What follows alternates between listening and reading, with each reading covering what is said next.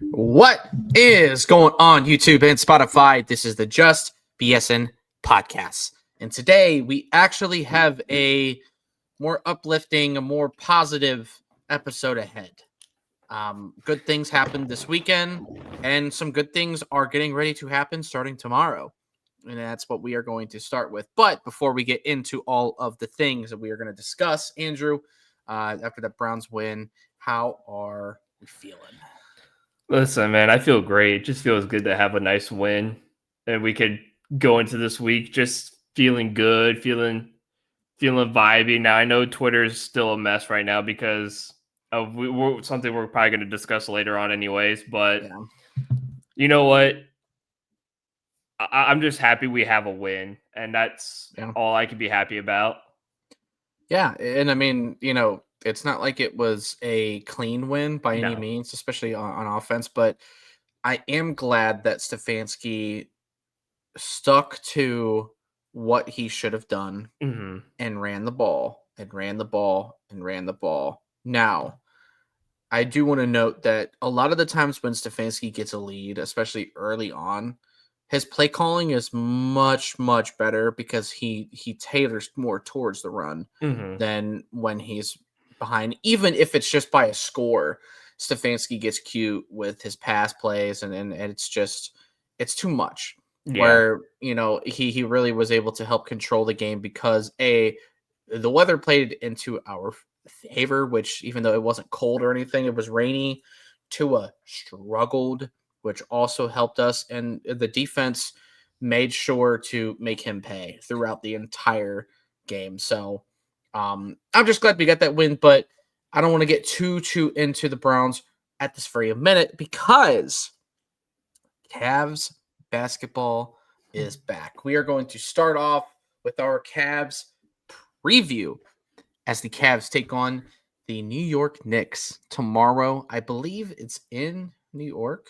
Let me Yes. confirm. Yes, it is at the Madison Square Garden. So the Cavs get to start off the season against probably their foe for this entire year Yeah. because when you look at the East, you see it's a little bit debilitated. It's beat up.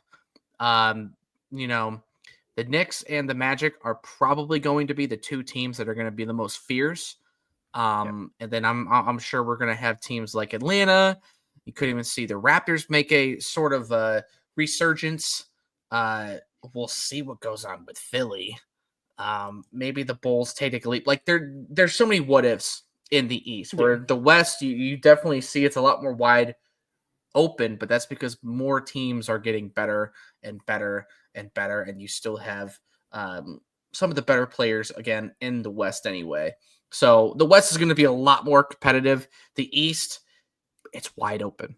It is wide open for the Cavaliers. And after the way we ended the playoffs last year, I know these guys are incredibly locked in. I know that they believe in themselves more than anybody. And I think they're going to be at a major prove it year. I think you're going to see this team incredibly focused, and is all going to start with the leader on that team, Mr. Donovan Mitchell. I expect him to do everything that he can to help win games, whether that's score 40 points in a game or have a 20-10 night. It doesn't matter. Whatever he needs to do, that dude is going to will himself to absolutely get us any win that we can. Yeah. I am so excited to see now this newer Cavs roster with some of the guys that we've added versus some of the guys that we chose to, let go. I would say this Cavs team is probably one of the deepest teams, especially healthy, that we may have ever had, because even the 2016 team, it was deep, but it was about 8 or 9 deep. Like, this Cavs team could probably run 10 plus easy throughout the entire season, and that's what I expect out of Kenny Atkinson all year. Yeah, I expect the same. I think Kobe Altman in this offseason did a really good job of adding a lot of depth to where we really, really needed it. going out and getting Bryant to kind of be behind Mobley and Allen is a huge piece and a huge physical piece too. You really need that physicality because he was one of the guys who killed us in the playoffs last season against with the Pacers. Like he really made he wasn't really killing Mobley, but it was more so Allen, like refusing to let Allen get offensive rebounds, just not like letting Allen do anything in the paint. And it really was very frustrating because he basically took Allen out of the game. Yeah. And that forced a lot of Mobley having to do more in the paint instead of Mobley getting outside and letting him take some shots outside, which he was actually doing really well during all of last year. Yeah. And I've heard he's even better now this year. I went to the Cavs United members thing with my buddy who is a Cavs United member in my building, and they were talking about how Evan Mobley just looks even better than he did last season. And so Yeah, that's what I've heard too. He's looking a lot better. He said he's been locked in since the final game of the season last year. So that's good news to hear. But getting Bryant to come in here and just allowing him to be the backup, it's just tremendous physicality that this team was lacking in the playoffs. And then you draft Tyrese Proctor, who was drafted in the second round, but looks like he should have been like the first overall pick in a draft. He is interesting, man. I'm really curious to see his role throughout the year and how it sort of progresses. Yeah, and I tell you what, just watching him in preseason, I mean, this kid looks really good, and he's confident. That's for sure. He is, and you know what? The one thing I've seen and heard during that event was the fact that he is able to not only just create shots for others, but create his own shots. Yeah. And again, as a backup guard, that's what you need is a guy who can come in and create. And again, that's one thing we were missing with guys like Ty Jerome last year. Like Ty Jerome was great, but he couldn't create off the dribble, and he couldn't dribble guys open. He couldn't create for himself to get shots. And that's what Tyrese Proctor can do. He can create his own shot. He can create shots for others. So again, that adds another big element, even for a rookie, that you need off the bench. So I think Kobe Altman, and obviously you got Larry Nance Jr. to back up the centers, and it's a hometown favorite for sure. So I think Kobe Altman did a phenomenal job just getting the pieces that we needed as backups, and especially in the certain positions we needed the backups to be in, the center position, a bigger forward, guard to come in for, Mitchell and Garland. You don't miss those jump shots. You don't miss those points being scored. So it's going to be really interesting to see what this bench can do, because like you said, this is probably the biggest depth that we've had probably in a while. Now, I do want to ask you, because I don't know if you saw what the LeBron James and Steve Nash podcast said, basically, is that LeBron said the biggest team with a lot of pressure this year is the Cavs. Yeah. Because of what happened last season, and that they were a team that looked like they were destined to win the finals last season. And now he said the pressure's on them. So I just want to know what your take was on that. I mean, yeah, I certainly think there is some. I don't know if it's the most, because you got to think about other guys that have moved around a lot in this league. Like guys like James Harden are still in this league chasing a ring. KD has done it, but how many teams has freaking Durant been on? I mean, 5 already now, 6 maybe. And I would even say that the Lakers themselves have pressure because of Luka. Like there is a lot of teams, but the Cavs do, and I think they bestow it upon themselves. Like I truly think that they take it all in, because you're hearing from guys like Garland and hearing from Spida, even Mobley. Like they're all confident. They all feel that they fell short. That if they were fully healthy and fully on their game, that they could have very easily won last year. And especially with how everything sort of fell throughout the East and really throughout the playoffs in general, like the Cavs were the only team that had a chance in hell to beat a team like the Thunder. They were the only team built for it. So they definitely fell short, but I think they have enough confidence. This is year 2 under Kenny. I think things are only going to progress and get better. And let's not forget a name that you didn't really say yet, but a key X factor for this team, if he can stay healthy, is Lonzo Ball. Yeah, The for sure. playmaking ability that he brings, he is two steps above anything that we could have asked Ty Jerome to be. Because, Yeah. as you said, like he had a tough time being able to not only create for himself but also create for others. Ty Jerome was a two-move guy. Like he was very limited in his bag. Yeah. Lonzo Ball can do it all, man. He can literally full court pass. Hell, he was doing it in the preseason, Yeah, and he was for averaging sure. about 20 minutes a night. So, Yeah. especially without Garland, you're gonna see a good bit of Lonzo throughout the year. Yeah. And I'm sure that's gonna come with some load management. That's fine. I don't really care. Just as long as you can keep him healthy throughout the year, because his basketball IQ is a lot higher than I think people give him credit for, Mhm. because I think he goes under the radar a little bit. But I think that was one of the biggest ads, to move on from Isaac, who obviously was a key guy throughout the whole Cavs team throughout the last like 5 or 6 seasons, but he just didn't have enough on both sides of the ball to really give us much of life. Like, we have scoring everywhere now. We have guys that are getting ready to step into their next phase. Like, dude, I'm hearing a ton about how Mobley is being a lot more vocal, and Mhm. how he just his confidence is just continuing to go up. And you saw it towards the end of last year. He was raving all year long about, hey, I am the best defensive player. Like, I deserve this. And now I bet you within the next year or two, he's going to start talking MVP talk for himself, because he's going to hold himself to that standard. Mhm. And that's what we want to see. So, yes, there is some pressure, but I think these guys are actually built for it. I Mhm. just think that they have to prove that they can handle it mentally. But the guys that they added and the guys that they got rid of, I think are going to be the key. Again, guys like Lonzo, guys like Larry Nance, who is a great guy to have back too. Just having a former guy that a lot of these guys knew, like Garland and all of them, they know him from coming into the league. So it still keeps that sort of Tristan Thompson vibe, but he can actually play minutes and actually contribute on the on the offensive side of the ball and on defense as well. It creates more depth. It creates just more excitement.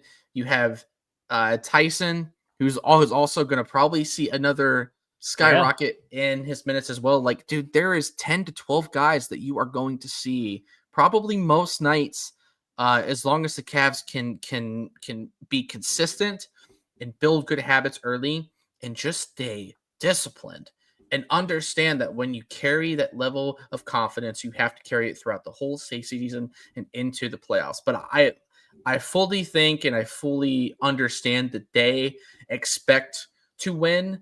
And it's no secret, again, that the East is wide freaking open.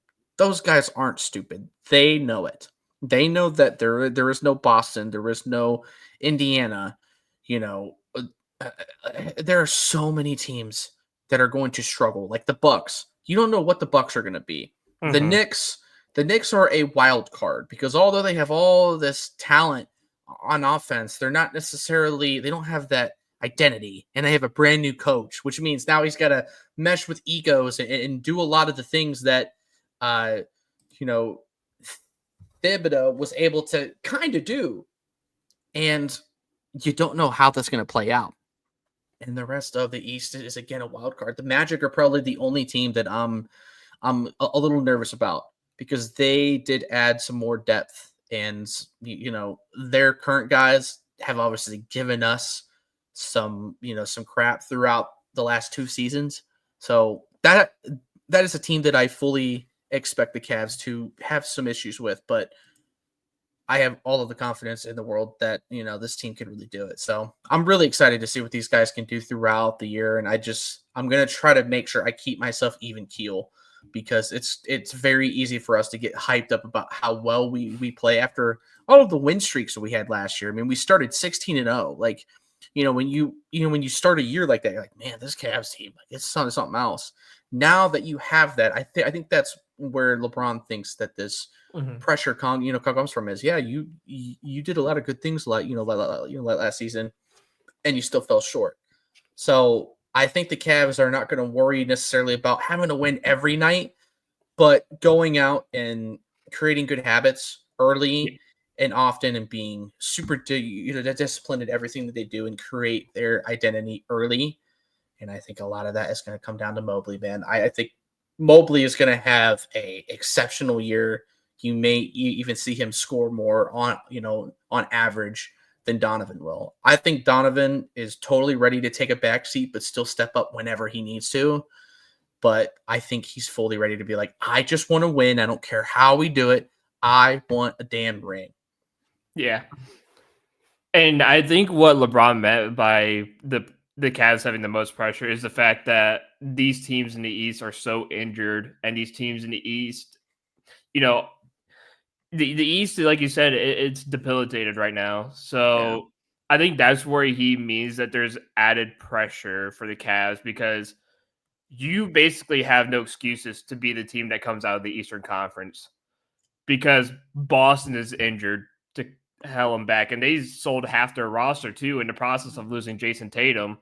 Yeah. I mean, the only starters they have on the court is Derek White and Jaylen Brown. And then they lost Al Horford to Golden State. They lost Porzingis. They lost a lot of pieces. Yeah. And their bench is decimated, to say the least. So Boston is going to have a rough time, even whenever Jason Tatum is able to come back. Philly, there's just no answers to their healthiness whatsoever. I mean, as of right now, Embiid is healthy, but that could change after like 10 games, and he could be out again for the rest of the season. That's just how it goes for him. And Paul George is already listed as out tomorrow anyways for the Sixers. So they're already off to a rough start losing Paul George. Yeah. And it just goes down to, I just looked at the Knicks roster for tomorrow for the Cavs game, and they already lost Josh Hart, Mitchell Robinson, and Anunoby's day-to-day, and it's probable. And Anthony Towns is also day-to-day and might miss tomorrow. So they're going to be decimated to start the season too. Jalen Brunson's basically the only starter that they got available tomorrow. So yeah. So the Cavs should, I'm not saying the Cavs should have an easy time winning that game. It's still going to be a rough game because the Knicks are going to play hard. But I mean, and I think the Knicks, didn't they lose Thibodeau as their coach too? Yes, they did. They fired him after they lost in the playoffs. So again, they're going to try to have a new identity after Thibodeau, which I thought kind of was a big mistake that they fired Thibodeau, because I thought he was a good coach for them. And yeah, but you know what? I'm not the Knicks organization, and I think I'm with you. I'm also with LeBron on this. Those like the East is yours for the taking. I am, however, a little worried about, like you said, I'm a little worried about Orlando, because it seems like Orlando just always has our number for some reason. They're tough, man. They're built tough. They really are. And that's why you added a guy like Thomas Bryant, is to kind of match that physicality and that toughness, because you need someone to go up against the Wagner brothers. You need someone to come in and handle that physicality, because that's a guy where once the Wagner brothers are both in, I know Franz starts, but Mo comes off the bench. That's one of those things where Allen might lose some minutes to Bryant because of the physicality. So, but they also added Desmond Bane from Memphis in the offseason. That's a huge add for them. So, like you said, I'm a little worried about Orlando, just because it also just seems like every year they have our number. They beat us. That's just a team we've always been weak against, even when Dwight Howard was there. Like, we just could never beat Orlando. Yeah, but the East, like LeBron and Steve Nash, like the East is yours. Like, people have to take it from you. Like, you should be the team that comes out of the East. Yeah.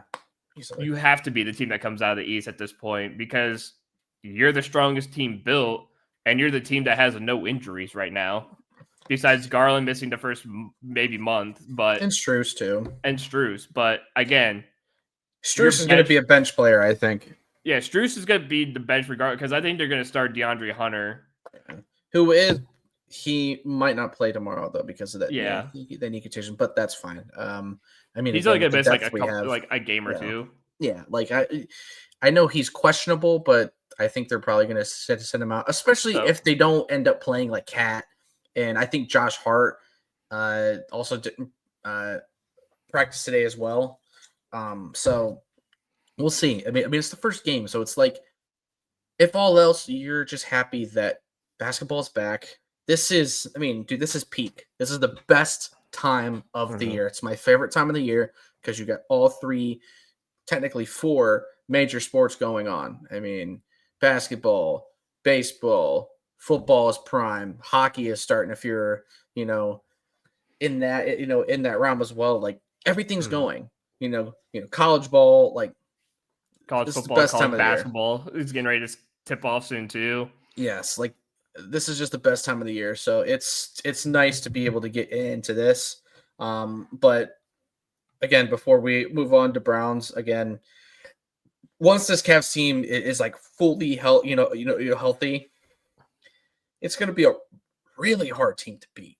I mean, Yeah, you have scorers everywhere in that starting five, especially with them moving Hunter into the starting lineup. That was, I mean, we wanted that so badly, but Strus was also a big part of keeping us in the series against the Pacers, despite us losing in 5. Like he was the only guy that seemed to really will us to anything until the very last game, where he kind of threw up a dud.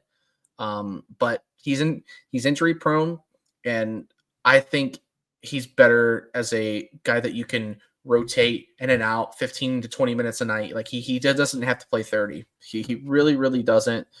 Um, and he's a good guy to have in the locker room. But everybody that we added, I'm excited about. Again, I'm really excited about Ball. I think he is going to be somebody that's going to be very important for us, better than what we had out of Jerome. And I think people are gonna feel better after having to lose him, and even losing a Coro. Like those guys were just a means to an end at this point. Like they were going to move on, especially Isaac. I think Isaac was the one that you could have probably traded 2 or 3 seasons ago. To be honest, it still would have made sense. But yeah, it's going to be a fun one, man. I'm really excited to see what this Cavs team can really start to cook me up, too. and it's going to be a fun year. So, anything else you got before we move on to some brownies? No, I would say let's dive on into the Browns. So, okay. So yeah, as we were saying at the beginning of the podcast, the Browns absolutely destroyed the Dolphins, which was unexpected. I mean, I picked the Dolphins to win because I just didn't trust us to score over Same. 17 points. And we not only scored over 17 points, we scored over 30, which was glorious. And it was a big part behind running the ball with Judkins. Even though he didn't rush for over 100 yards, he scored 3 times, had a hat trick. And then the defense, of course. I mean, the defense made it absolute hell for Tua. Tua had 3 picks in the second half. One of them was a pick 6 from the new guy, Campbell, who has already been playing much better than Greg Newsome has in Jacksonville. And now Jacksonville's starting to lose a lot. So Jacksonville fans were like complaining about Campbell and be like, hell yeah, good luck, man. He sucks. And it's like, well, you guys played zone more than anybody else in the league when we're a man-to-man defense a lot, except for this past, weekend. We played zone like 75% of the game. Yeah. So that was probably because Miami was just not that great. And he probably just felt good about doing that. But Campbell is a bigger body guy. He's definitely up there. He's pretty fast too. Like he ran Achan down as well to literally save a touchdown. He did early in the game. So everything's been great. Like that was a solid game. I know we're not going to get a lot of games like that, but it's just nice for them to bounce back after the whole week, man, like you knew that feeling that whole week of just being like, man, if we lose to Miami at home when you know the weather's gonna suck, it's gonna be a rough next week after that. Like it was Yeah. just there was not a good gut feeling going in, and I was just happy that they showed up and they played well. They played like they wanted to be there. And now I want to see how they respond after that win against a good New England team who is red hot right now. Drake Yeah. May is playing some of the best football out of any quarterback right now. And overall, the Pats are just locked in. Like Mhm. Vrabel has them just beaming, and I don't see them slowing down. I preface this by saying I think the Patriots will probably beat us by at least 2 scores. But if the Browns can keep it lower on the scoring and not let the Patriots, do kind of what we just did to Miami, then at least it'll be interesting and fun. But I think this is where Gabriel could potentially throw his first pick and play a play a pretty bad game before a bye week, I think. Yeah, I'm there with you. It's just hard to predict what's going to happen It really with is. with this offense. I think what Kevin Stefanski probably should have taken away and learned from the Miami game is that you should be handing the ball off 30 times instead of throwing it for 30 plus times. Right. So, and like, don't get me wrong, like, all the credit to Gabriel for getting his first NFL win, definitely deserved. I mean, the kid needs that boost of confidence for sure, especially after playing his first 2 games being one of the 2 best defenses in the NFL and the Minnesota Vikings and the Steelers. So, lot of pressure to have success against those 2 defenses. But then, you know, wasn't asked to do much against Miami, which obviously the weather had a lot to do with that. With it being downpouring and 40 Right. mile an hour winds, you're not really going to typically throw the football all that much. But I think that's the best part about having a guy like Gabriel is the fact that he doesn't turn the ball over, and it keeps the score low for the other team. But again, he doesn't do much to drive the ball downfield. Now, I feel like a lot of that too has to play a part with Kevin Stefanski limiting the playbook for him and giving him these shorter plays to Yeah, run. maybe. Yeah. So I get why people are frustrated. Like, well, he doesn't throw the ball more than 10 yards. Well, I mean, if you look at the playbook that he's basically being given, it's not really designed for him to throw for more than 10 yards. It's just designed for him just to get the ball out fast and, Right. you know, keep the game clean so they have a shot of winning the football game. Right. Maybe if he plays against the Jets, maybe that's a game where they open it up a little bit. Now that he's played a few games in, see if they can, get him to throw a little bit deeper, see if he can take a couple shots downfield. But I think that for what Gabriel has been, I think that he's been serviceable and I think he's been fine. I don't think there's been too much to complain about. Like, I know a lot of people are like, well, he could do, yeah, sure, he could do much more. But again, he's a rookie from the 3rd round. Like, Yeah. you're asking him to play like a 1st round pick. Like, that's not going to happen. So we got to stop with these high expectations for the 2 rookie quarterbacks, thinking that they're going to be prime Tom Brady in their first ever NFL game. But you know what? That's what we do as Browns fans. We expect when we draft a quarterback, they should be the best in the league by now, and it's only his 3rd game. So I think that's our own faults for doing that.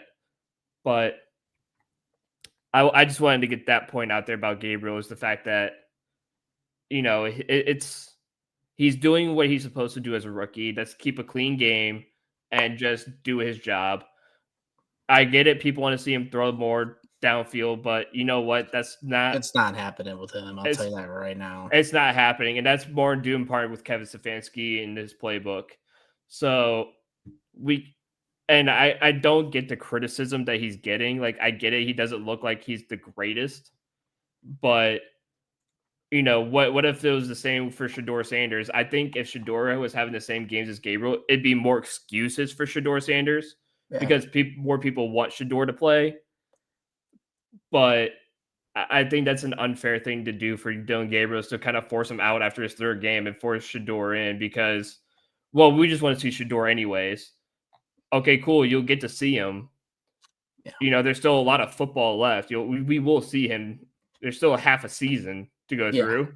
So give Gabriel a chance. I gave him until maybe just after the Jets game.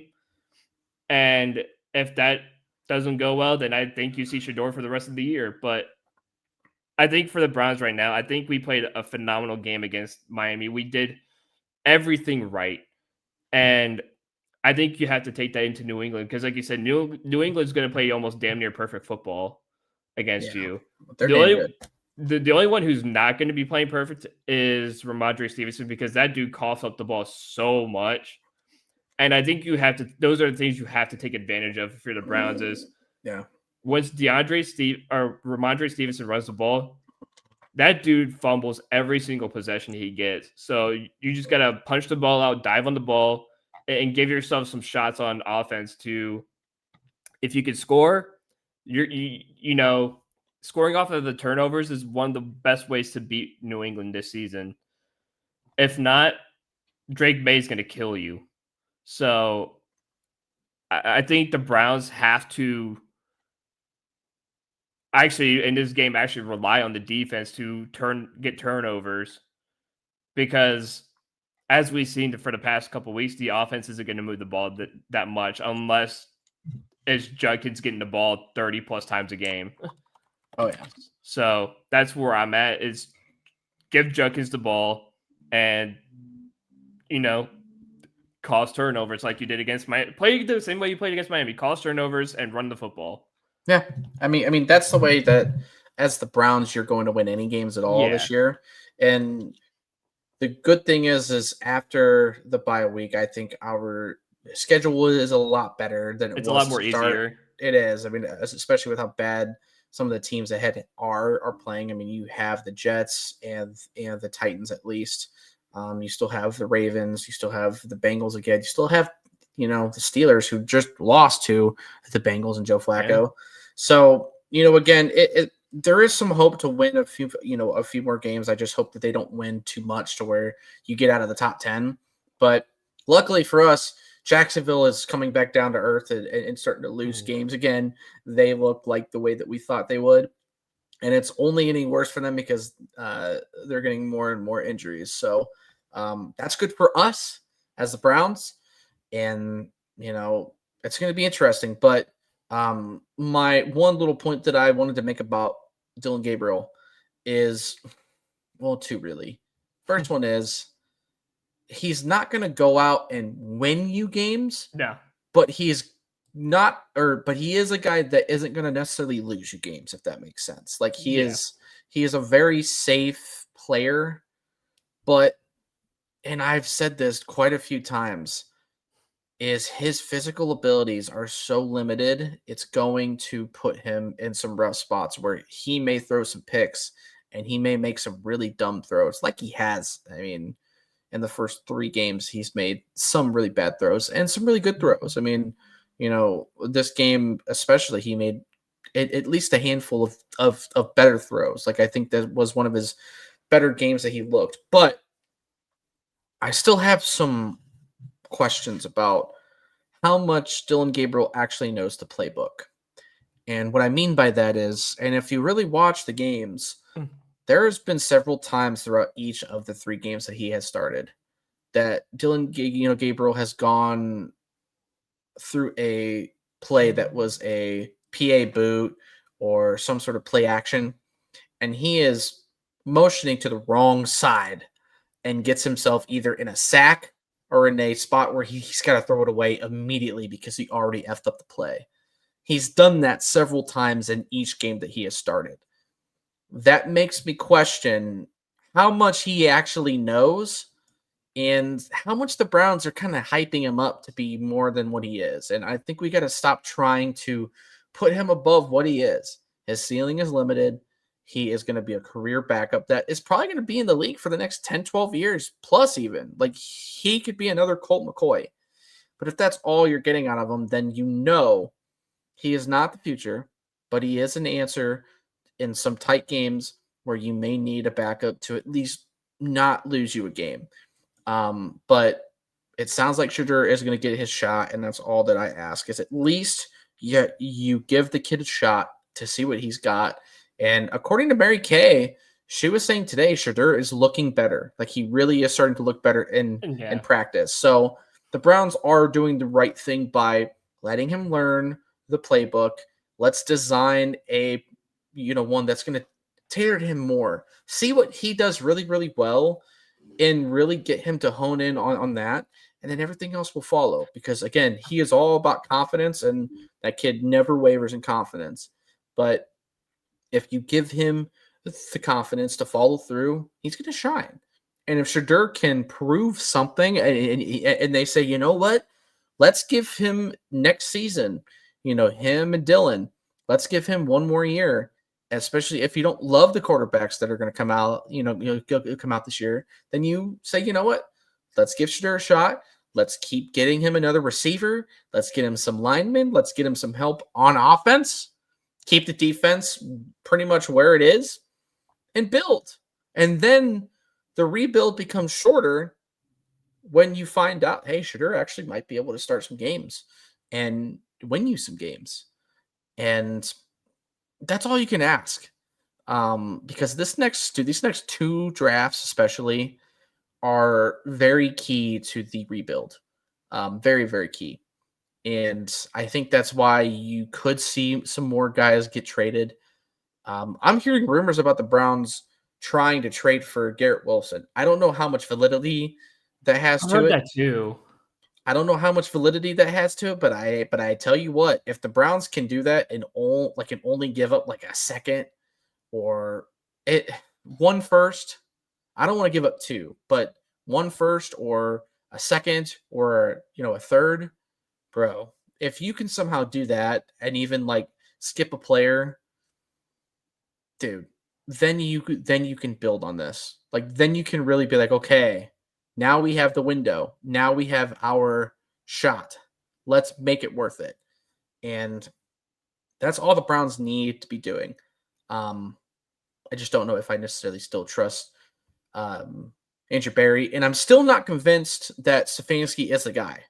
But I am happy that the guys responded the way that they did, especially after from what we heard from some of the players, mainly Petonio, is the offense really got chewed out last Monday via Stefanski. So maybe Stefanski is starting to show himself a little more than he has in the past. And as long as the guys continue to believe in him, then the Browns are going to stick with Stefanski.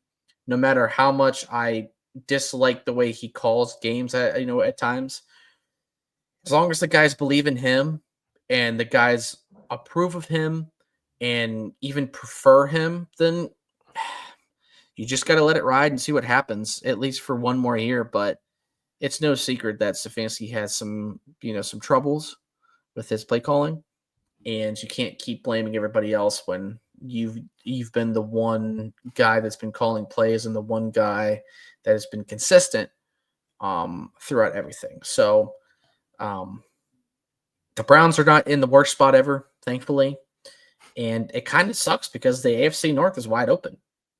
Like the AFC North is still wide open. The Ravens suck. I mean, yeah, they're going to get Lamar back probably this week, but they're 1-5. But the Bengals somehow are 3-4, and the Steelers, I think, are 4-3. So it's an interesting spot to be in right now. But this bye week cannot come any sooner. The Browns need the bye week to kind of regroup, and figure out what they want to do on offense from there. That's the big thing.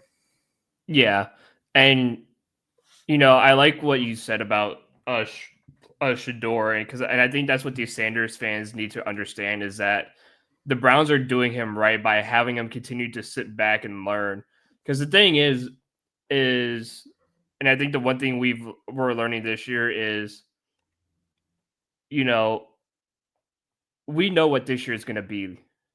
We know it's not going to be a good year, But you know what? We will take as much time as we can to make sure Sanders develops and, not do what we've done in the past where we just thrown rookie quarterbacks into the starting lineup and just said, here you go.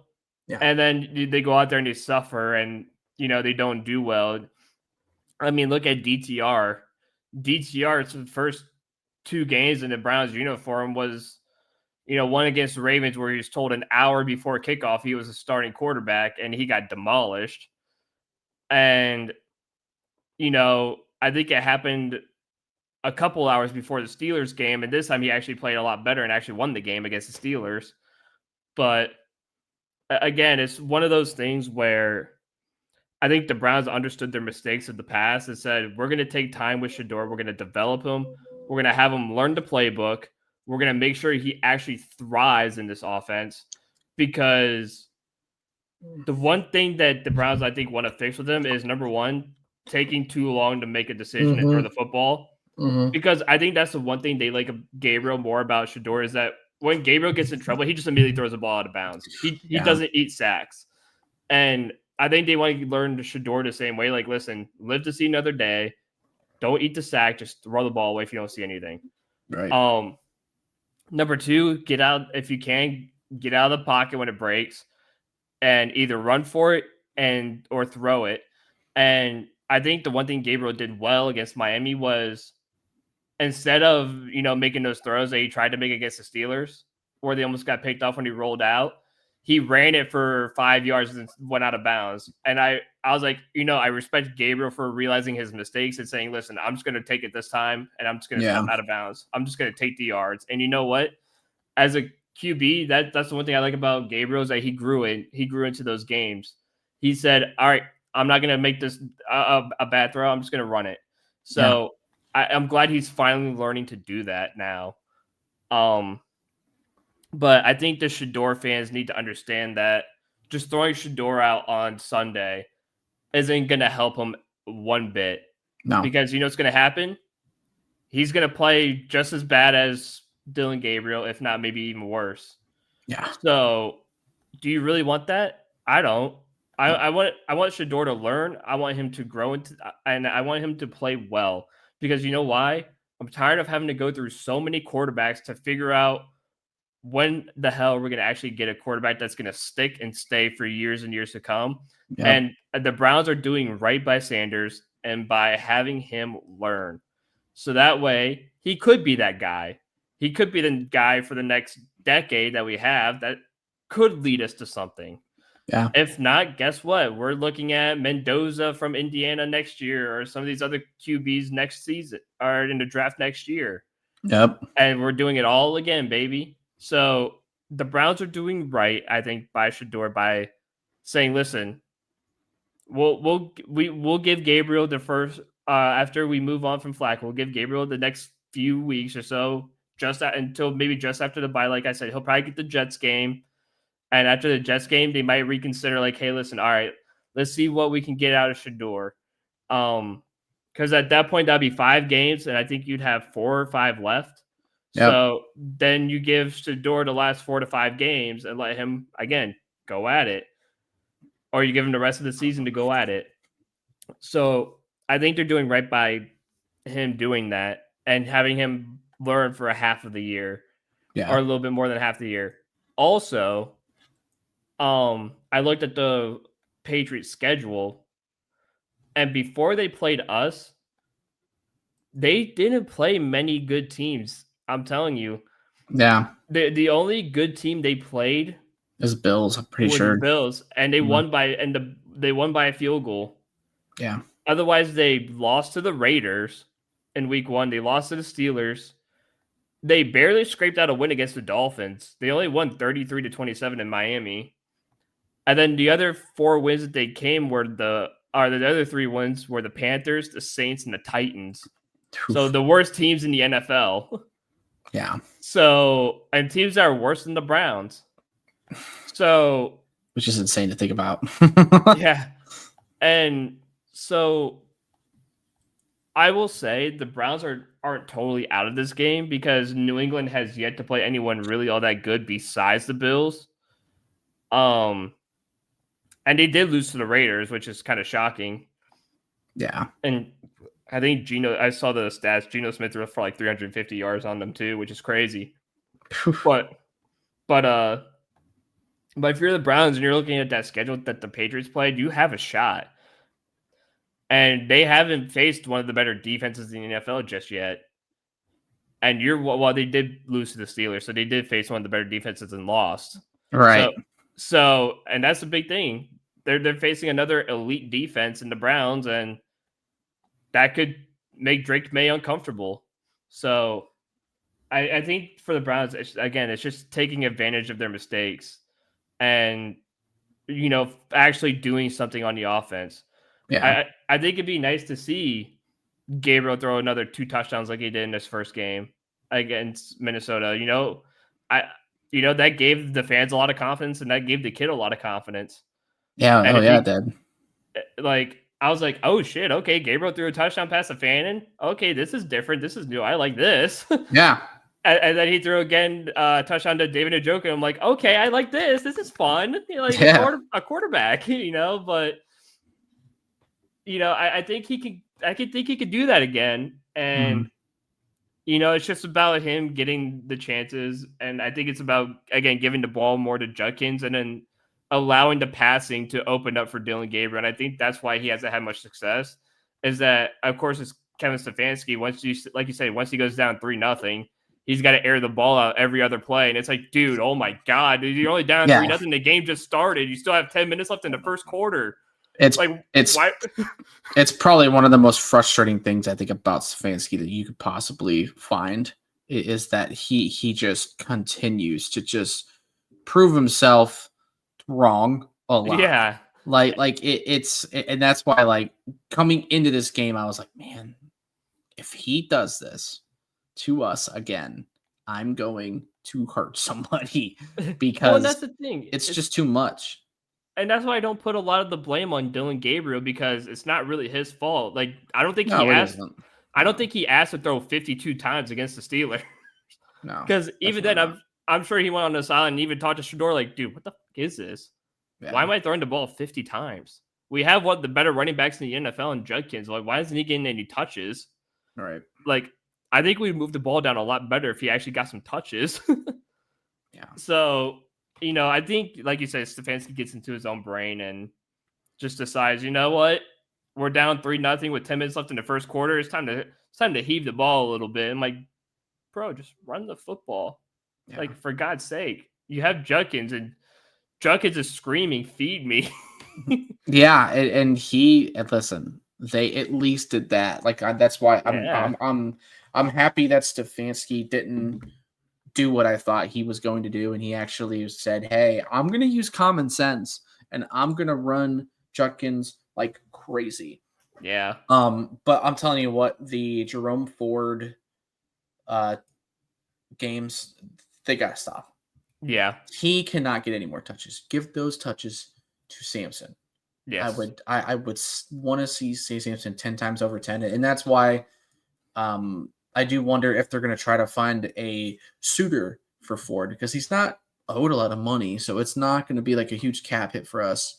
And it's exactly what we need to do.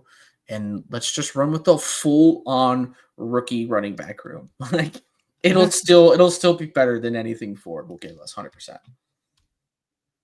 Yeah, I agree. But that's all I got. I'm ready for some predicts. If you're ready for some predicts. Same here, because otherwise we're going to be here for hours. An hour and a half, and we don't need all that.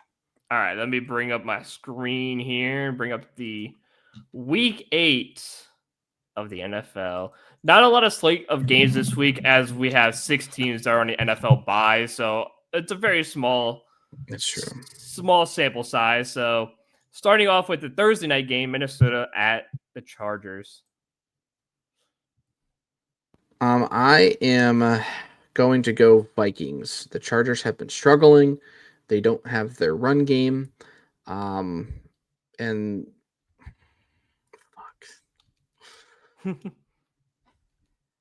Yeah, I'm going to stick with Vikings. I just think they're better. I know that they may not have JJ McCarthy back yet, They might No, start. They they might start with Wentz. That's what I'm pretty sure. That's they're what they said. saying, So, yeah, they're saying Wentz is the uh, starter again. so yeah. I mean, I'll give it to them. I'm gonna go Vikings. Every time I pick the freaking Chargers, they end up losing some dumb way. So, um, you know, listen, Justin Herbert is trying, but when they don't have their run game, it's just awful. And without Amari and Hampton, it's a harder game for them. So I'm gonna go Vikings.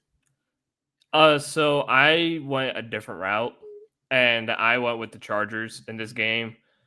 Um, I I agree with you to a point where I do think that the Chargers do struggle without the run game, but again, I just have Minnesota's just a weird team themselves, and they either play really good or they just really bad, and I Yeah. think that that's more on like Carson Wentz because Carson Wentz could either have a good game or he looks like two on Sunday, throws like three picks, and he just looks absolutely Yeah. awful. I do think the Chargers have a pretty good defense as well, so I think that's going to help keep them into the game a little bit. And I do think that Harbaugh is slightly better coached than um Kevin O'Connell. So I will say the Chargers, and plus two, I'll give them the home field advantage a little bit too. The Bears at Ravens. Um. Okay. This one's tough because obviously the Ravens have been bad, but if Lamar does come back, like I'm pretty sure he is, I'm actually going to give this one to the Ravens. I think they come out at home. Chicago is not that great. It's not like they're playing outstanding. Obviously Caleb is doing better, but I can see the Ravens actually pulling one out here at home and starting to get themselves a little more back on track. But I tell you what, if they lose this game, they might go on a fire sale. Yeah, I went with you. I went with the Baltimore Ravens because I think they're desperate for a win. And I think they're looking at this game like this is, like you said, a game to get back on track. Because again, if not, you know, it's more than just a fire sale. It's selling a lot of their players. It's probably losing Harbaugh as their head coach because I think they'll be 1-7, and they're going to be the worst team in the AFC North, and that's crazy to me Mm-hmm. to think about. Like the Browns are better than the Ravens this year, not by much. It seems like right now the Browns are better than the Ravens, and I don't know how long it's been since we said that. So I'm going with the Ravens just because they really need a bounce back game because the only team they've beaten in the season was us. And that was like the only really good game they've had. Yeah. So Well, yeah, because their defense is fried. yeah, their defense is fried. So I'm going with the Ravens because they need it bad. Like bad. All right, Jets and Bengals. I trust Joe Flacco here. I will say if the Jets do move forward with Tyrod, I think he does give them a little bit better of a shot, and I think they end up trying to make this game competitive because the Bengals still don't have a good, offense or sorry, defense, but the Jets have just been so bad. Like it's really hard to pick them to win anything right now, but wouldn't it be up to the Bengals to end up losing, being the first team to lose to the Jets? Yeah. It wouldn't shock me, but Jets, I'm going Bengals. I mean, yeah, I went with the Bengals too, just for the fact that the Jets, again, are arguably one of the worst teams in the NFL. And they just benched Justin Fields. So they're just in turmoil right now. So give me the Bengals at home. All right, Browns and New England Patriots. I mean, New England's at home. I gotta take New England, but I'm sure the Browns will keep it interesting. I mean, the defense is going to come off with a really good win against Miami. So they're going to be a little bit fired up, but um, I'm a big Mike Vrabel fan, and I'm a big Drake May fan. I've really thought he's played well, and I don't see that slowing or not slowing down, but I don't see that not happening. But it won't be it won't be a blowout. I really Yeah. don't think this one will be a blowout. I think this one will be a close, good game. Yeah, I agree. I went with New England too. I don't think it's gonna be a blowout game, but I'm giving them the benefit of the doubt of being at home and that it's just us. So I went with New England on this one, but I do think the Browns could make this a very close game. Bucks at Saints. Bucks. Bucks is gonna have a comeback game. Obviously the Saints have been pretty bad this year. The Bucks lose Mike Evans. But Baker had pretty rough game against Detroit. I don't see that uh, lasting long for him and the Saints. So yeah, I'm gonna go Bucks by at least 10.5. I went with the Bucks too because again, the Saints to me are the worst team in the NFL, and I think Alvin Kamara is going to be one and gone here in the next couple of weeks. Like I think he's just done with this organization, this team, and that's besides Chris Olave. That's really their only better player. Yeah.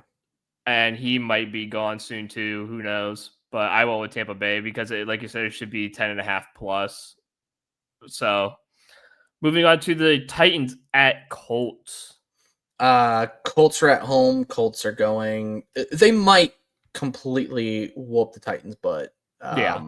but hey, man, the Colts are like literally the best team in the league right now, which is insane to say, but everything's going well for them. Jonathan Taylor's getting back into his prime, and obviously Indiana Jones here is just playing lights out. Like you can't not pick the Colts, especially at home. Yeah, I mean, for me, it was just like the Tampa Bay game. This should just be kind of a blowout. Daniel Jones, for some reason, just looks good every single week. I think Daniel Jones might be in the MVP conversation this year because this dude just transformed leaving New York and going to Indianapolis. Oh, And yeah. the Titans, I think they just dropped Tyler Lockett.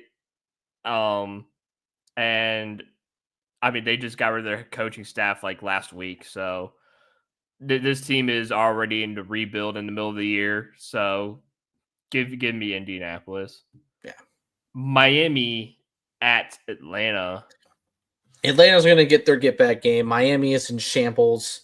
Um, Somehow I do expect Miami to play better, but I've really been a fan of Atlanta's defense. I think they're young and they play fast. And I mean, dude, Bijan is probably going to be the MVP this year. At Okay. this point, I think he at least the offensive player of the year. Like he has just been electric, dynamic, best player on the field every time. So I'm going Atlanta. Yeah, I went with Atlanta too. Like you said, this is the get back game for Atlanta. They if Mike McDaniel loses this game and doesn't get fired, it's going to be crazy and beyond me how he still has a job because the Dolphins are just bad, like really bad, like New Orleans bad right now. Yeah. Like they are in the depths of hell right now. They're not crawling out anytime soon. The Falcons are at home, and Michael Penix Jr. has looked solid. And again, just the game plan, just giving Bijan the ball works every single week. So I'm going with Atlanta. The Bills at Panthers. Uh, I'm going Bills, but the Panthers have the Red Rocket back, and I think he's going to sling it. But I also think he's going to throw like a pick or two because that's what he does. Um, he's the ginger Joe Flacco. That's the best way to describe him. But Carolina will make this game fun. Their defense is better, but dude, you can never count out Josh Allen. Really can't. Yeah, that's why I went with the Bills too. You can never bet against Josh Allen, really. It's like Kansas City. You can't bet against Pat Mahomes. You can't bet against Josh Allen either.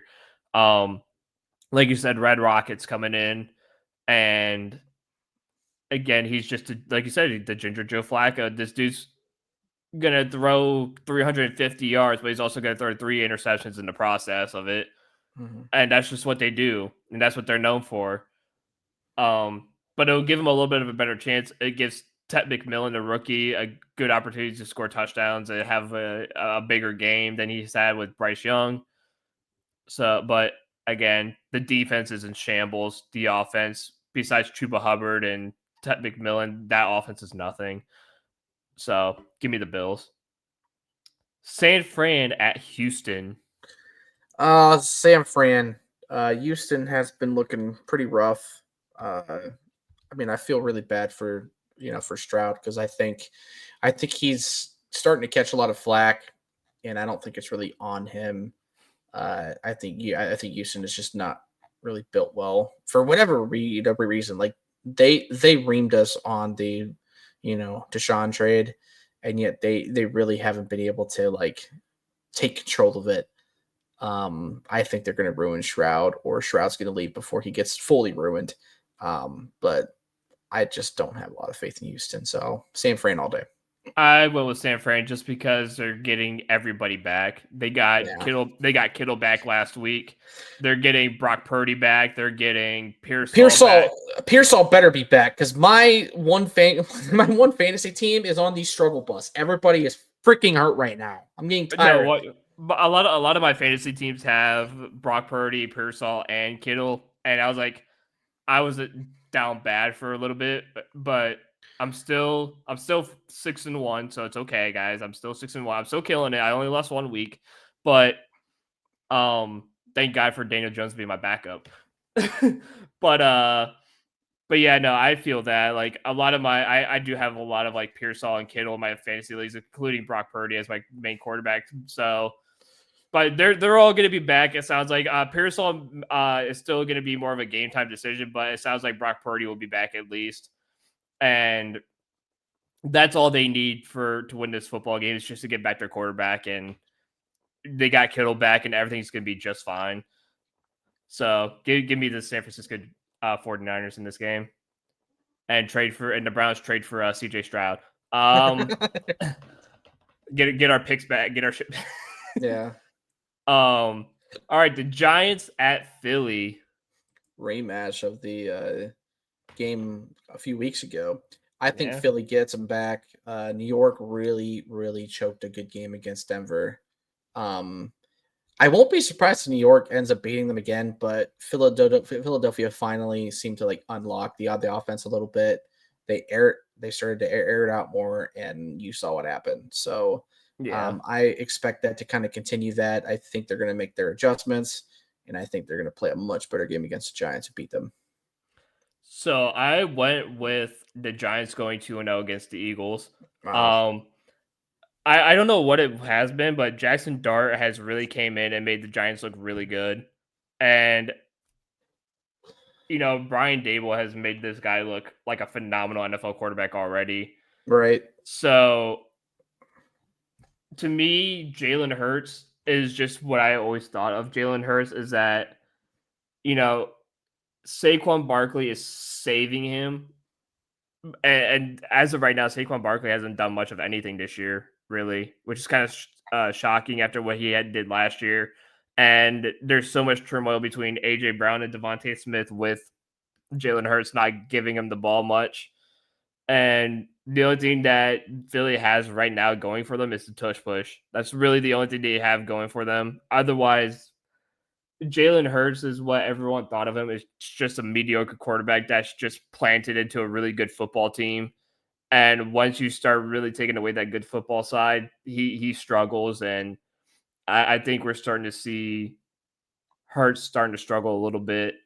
And I think Nick Sirianni is going to be gone sooner rather than later. It's just And wild. and it's going to be a nightmare. And Philly's going to be in a nightmare mode where their top receivers are going to leave because they're not getting the football. So I'm going to take the Giants, and just because I also want Philly to keep losing. Dallas at Denver. This is gonna be a good game. Listen, Yeah, it's let the me tell best you game. something, man. Dallas's offense looks elite. Yeah. They look great. I'm going Dallas, even on the road. I know, obviously, The Broncos played a phenomenal game last week and came back, scored 30 points in the fourth quarter. Like that was a very sick story. But Dallas is the only team I think that has the firepower to really outduel a lot of teams, even when their defense may struggle. But their defense hasn't really been that bad either, considering they lost Micah freaking Parsons. But that offense is just killer. They got Lamb back. Things are looking really good for Dallas right now. So I decided to go with Denver. I think Denver is a very, very difficult place to play. Now that it's starting to get colder out, especially out in Colorado, the thin air gets even thinner, and this is kind of the point where it kind of feels a little bit worse to play them because now it almost feels like you're suffocating a little bit in that air. And I don't know, that game last week that Denver pulled off was just insane. And Denver has looked again like a really good football team. And there's games where just Dallas just chokes, and I think this is going to be one of them where they just kind of shit the bed a little bit because again their head coach is Mike McCarthy, so that's one It is guy. not. It Oh, is it's not. not. Remember, Oh, that's right. That's right. Schottenheimer. Schottenheimer. That's right. But anyways, it's for me. I just think that Denver right now at home is one of the better home teams in football. They are for sure. It's going to be a tough one for them to get up, but yeah, So Dallas's firepower is the only the, thing that keeps me kind of there. yeah, no, and I could see this game. This is probably gonna be one of the best and closest games we see this week. Yeah, this could be a shootout. Yeah. All right, moving on to Sunday Night Football. It's the Packers at Pittsburgh. Aaron Rodgers is against his old team. I think Green Bay is going to do it. Green Bay definitely has a little more firepower, especially on defense. The Steelers, I mean, they're not as impressive, and they played a really weird game against the Bengals. Again, I know it was on a Thursday night, but Green Bay is the better team. They should win. I'm hoping they win because I will never root for the Steelers. But it is in Pittsburgh, so you never really know. Yeah, I went with the Green Bay Packers too because I know for a lot of people this was one of their Super Bowl favorites as well. And like you said, I think you just have more firepower than the Steelers, especially offensively. Um, Defense is where they both stack up very well. But I think we're going to start to see what Steelers football really is and what it should be. And I think they start slowly. I think this is a game where they start slowly coming down to earth and they start kind of going on a bit of either a losing streak or they lose a couple games here and there. Yeah. So I think this is where the Steelers start to get a little bit humbled during the year. So I went with Green Bay as well. And then the Monday Night Football game would be the Washington Commanders at Kansas City. Kansas City might actually slaughter Washington, especially if Jaden Daniels really isn't going to play. But even if he does, they have not had Scary Terry. They haven't had Debo. They have been on the struggle bus of injuries. And last week, the Chiefs finally look like they have their team. Rashee Rice is back. Worthy is obviously doing his thing. Like everybody's playing well, and now they have a rookie running back that's also going off as well. He's starting to play better, so he's getting increased snaps over Isaiah and even Kareem. So the Chiefs just are starting to finally find their path on offense.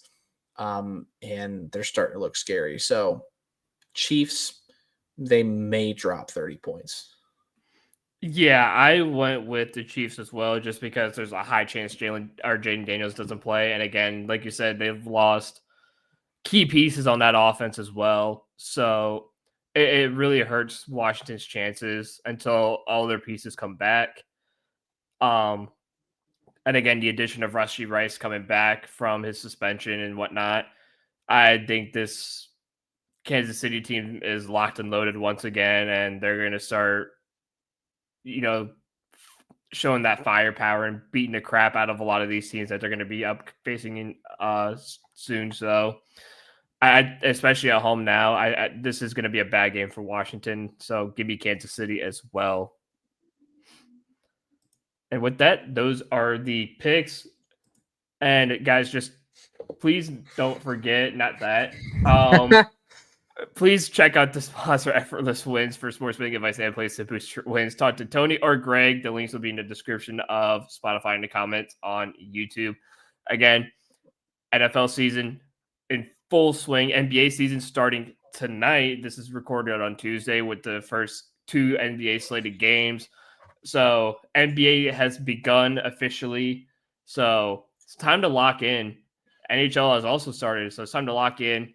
It's time to get those bets out. And, you got to talk to the 2 experts because they will get you right.